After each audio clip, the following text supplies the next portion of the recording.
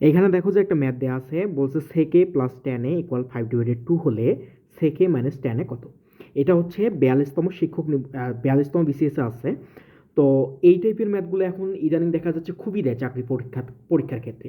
So এই টাইপের math সম্পর্কে যদি আপনার ফুলফিল ধারণা না থাকে তাহলে কিন্তু ভুল হওয়ার সম্ভাবনা অনেক বেশি থাকে। তো যাই হোক, এটা যেভাবে আমরা সমাধান করব, আমরা কিন্তু ম্যাথ দেখার সাথে সাথে আমি কিন্তু বলতে পারবো যে অ্যান্সার কোনটা। আমি অ্যান্সার এটার হবে কিন্তু 2/5 হবে। 2/5 হবে। এখন কেন হইলো 2/5?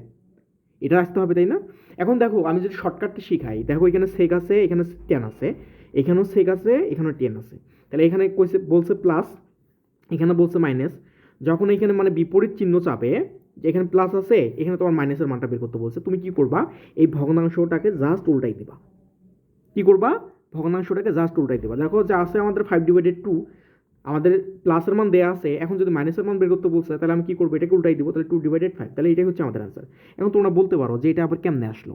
এটা দেখো, এটা যেভাবে আসছে, যে আমরা জানি সেক স্কোয়ার এ মাইনাস হচ্ছে টেন স্কোয়ার এ ইকুয়াল হচ্ছে 1, তাই না? এখন দেখো এ স্কোয়ার মাইনাস বি স্কোয়ারের সূত্র কি আমাদের? এটা যদি এ ধরি, এটা যদি বি ধরি, তাহলে এ স্কোয়ার বি স্কোয়ারের সূত্র হচ্ছে এ প্লাস বি ইন্টু হচ্ছে কি এ মাইনাস বি, তাই না?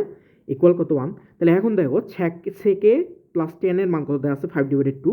এটার পরিবর্তে তুমি 5/2 বসাও। তাহলে এখন কি হবে? এইদিকে থাকবে সেকে মাইনাস টেনে, আর এইদিকে থাকবে আমাদের 1। তাহলে এখন যদি অতএব সেকে মাইনাস টেনে ইকুয়াল হচ্ছে 1/5/2, অথবা এটাকে যদি উল্টাই দাও তাহলে কি আসবে? 2/5। তাহলে আমাদের অ্যান্সার হচ্ছে 2/5। তাহলে যে কোনো টাইপের যদি এখন কোশ্চেন আপনাদের দেওয়া থাকে যে এটার মান বের করো, এটার মান বের করো, এটার মান বের করো, তাহলে তুমি কিন্তু খুব ইজিলি মানটা বের করতে পারবা। ওকে।